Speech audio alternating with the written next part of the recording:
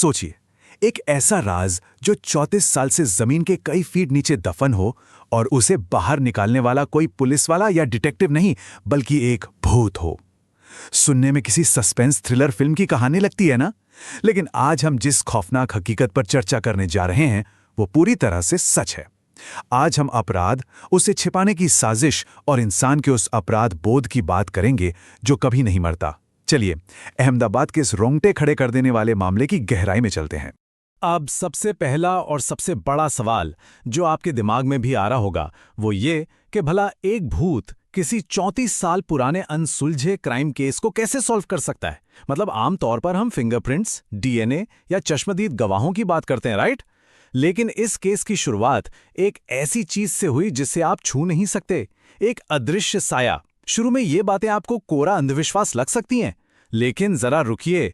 जैसे जैसे हम आगे बढ़ेंगे ना, आप खुद देखेंगे कि कैसे अपराधियों के मन में बैठे उस गहरे खौफ ने एक ऐसे सच को बाहर ला दिया जिसे हमेशा के लिए दफना दिया गया था। भाग 1, एक भूत की फुसफुसाहट। रिपोर्ट्स बताती हैं कि इस कहानी में जिन अपराधियों का जिक्र है, उनका पूरा परिवार एक अजीब से अनियंत्रित अपराध बोध से घिर गया था।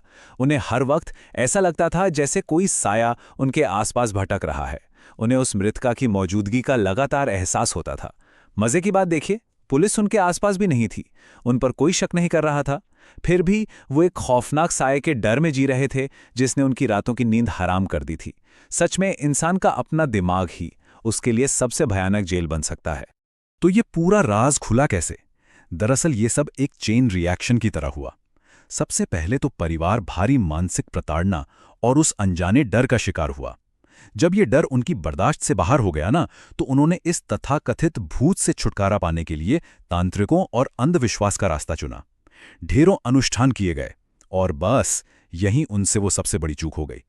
भूत भगाने की इन्हीं हरकतों के बीच इस खौफनाक मर्डर का राज बाहर रिसने लगा। ये बातें तांत्रिकों से होते हुए धीरे धीरे बाहर की दुनिया तक पहुंचीं और आखिरकार अहमदाबाद सिटी क्राइम ब्रांच के कानों में ये फुसफुसाहट जा ही पहुंची। जरा इस नंबर पर गौर कीजिए, 34 साल। इस संख्या के भारीपन का अंदाजा लगाना भी मुश्किल है। पूरे 34 साल तक एक इतने भयानक सच को छिपा के रखा गया। किसी ने उफ तक नहीं की, कोई गुमशुदगी की रिपोर्ट नहीं, कोई शिकायत नहीं। लेकिन ये केस ये साबित करता है कि आप किसी राज को चाहे कितनी भी गहरी मिट्टी में क्यों ना दफना दें, इंसान की अपनी आत्मा पर पड़ा वो अपराध बोध का बोझ एक न एक दिन उस खामोशी को तोड़ ही देता है। भाग 2, 1992 की गुमशुदगी। इस पूरे रहस्य के केंद्र में है फरजाना दोसुभाई राधनपुरी। साल था 1992, जब फरजाना अचानक बिना कोई सुराग छोड़े गायब हो गईं। और इसमें सबसे ज्यादा चौंकाने वाली बात क्या थी पता है? उनकी इस गुमशुदगी पर दशकों तक किसी ने एक भी सवाल नहीं उठाया। कोई हलचल नहीं, कोई पुलिस जांच नहीं। वो बस एक दिन गायब हुई और दुनिया ऐसे आगे बढ़ गई जैसे कुछ हुआ ही ना हो। लेकिन फरजाना के साथ आखिर हुआ क्या था? जांचकर्ताओं के मुताबिक फरजाना और उनके पति के बीच काफी लंबे समय से गहरे घरेलू विवाद चल रहे थे। पति और उसके परिवार को लगता था कि फरजाना की जो जीवन शैली है वो उनके घर में कलह है और रोज रोज के झगड़े पैदा कर रही है। और इसी के चलते बताया जाता है कि परिवार ने एक बेहद ही सोची समझी, ठंडे दिमाग से रची गई साजिश को अंजाम दिया ताकि फरजाना को हमेशा के लिए रास्ते से हटाया जा सके। इस खौफनाक साजिश को रचने का मुख्य आरोप लगा है फरजाना के अपने पति पर, 61 वर्षीय शमशुद्दीन मूसा जी खेड़ावाला, जो जमालपुर का रहने वाला है।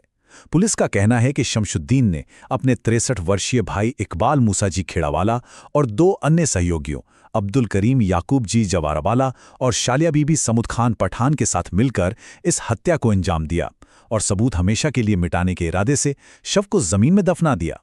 भाग 3, सच की खुदाई। अब जब तांत्रिकों के जरिए वो सुराग पुलिस तक पहुंचा तो क्राइम ब्रांच एक्शन में आई। उन्हें एक बहुत ही सटीक लोकेशन की टिप मिली थी। ये जगह थी वटवा इलाके के सैयदवाड़ी स्थित कुतुब नगर में एक प्रॉपर्टी। वहां मौजूद एक सेसपूल यानी गंदे पानी के गहरे गड्ढे को अधिकारियों ने अपना टारगेट बनाया और यहीं से शुरू हुई एक बेहद मुश्किल और रोंगटे खड़े कर देने वाली खोज। इस पूरे घटनाक्रम की टाइमलाइन देखिए। 1992 में हत्या होती है, फिर बीच के वो कई दशक जो गहरी खामोशी और अपराधियों के उस मानसिक टॉर्चर में बीत जाते हैं, और फिर आता है 29 अप्रैल का दिन।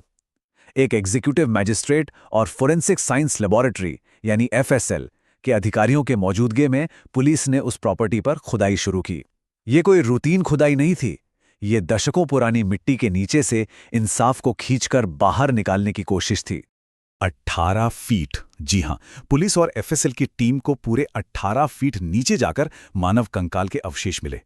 जरा सोचिए, इस गहराई से ही ये साफ हो जाता है कि अपराधियों ने इस राज को दफनाने में कोई कसर नहीं छोड़ी थी। 18 फीट नीचे लाश को गाड़ना, वो इस बात को लेकर पूरी तरह आश्वस्त थे कि यहां तक कभी कोई पहुंच ही नहीं पाएगा।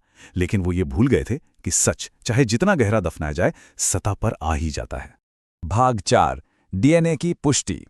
यहां पर ना हमें दो बिल्कुल अलग दुनियाओं का आमना सामना देखने को मिलता है। एक तरफ है उन अपराधियों का वो अलौकिक खौफ, वो भूत और वो तांत्रिक अनुष्ठान जिन्होंने आखिरकार उन्हें अपना अपराध उगलने पर मजबूर कर दिया। और दूसरी तरफ है पुलिस की दुनिया, जो एकदम फैक्चुअल, निर्विवाद और वैज्ञानिक वास्तविकता पर चलती है।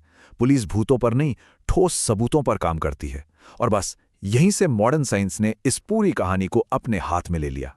फोरेंसिक प्रोसेस को बहुत ही बारीकी से फॉलो किया गया। सबसे पहले उस 18 फीट गहरे गड्ढे से कंकाल को सुरक्षित बाहर निकाला गया। फिर जांच के लिए इन अवशेषों को सीधे बीजे मेडिकल कॉलेज के फोरेंसिक मेडिसिन डिपार्टमेंट में भेजा गया। वहां एफएसएल यानी कि फोरेंसिक साइंस लैबोरेटरी के एक्सपर्ट्स ने अत्यंत सटीक डीएनए प्रोफाइलिंग की। यह बिल्कुल आसान काम नहीं था, क्योंकि अवशेष 3 दशक से भी ज्यादा पुराने थे। लेकिन विज्ञान ने अपना जादू दिखाया और पहचान की आधिकारिक पुष्टि हो गई। डीएनए मैच का रिजल्ट एकदम क्रिस्टल क्लियर था। उस अंधेरे गड्ढे से जो अवशेष निकाले गए थे, वो 1992 से लापता फरजाना दोसुभाई राधनपुरी के ही थे। इस वैज्ञानिक सबूत ने हर तरह के शक की गुंजाइश को ही खत्म कर दिया। दशकों पुरानी गुमशुदगी का वो रहस्यमयी केस अब आधिकारिक तौर पर एक सुलझे हुए हत्या के मामले में बदल चुका था। उस भूत को आखिरकार उसकी असली पहचान वापस मिल गई थी। भाग 5, अपराध बोध और न्याय।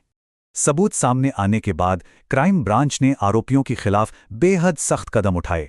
उन पर भारतीय दंड संहिता यानी आईपीसी की धारा 302 हत्या, धारा 201 सबूत मिटाना और धारा 120B आपराधिक साजिश रचने के तहत मामले दर्ज किए गए हैं।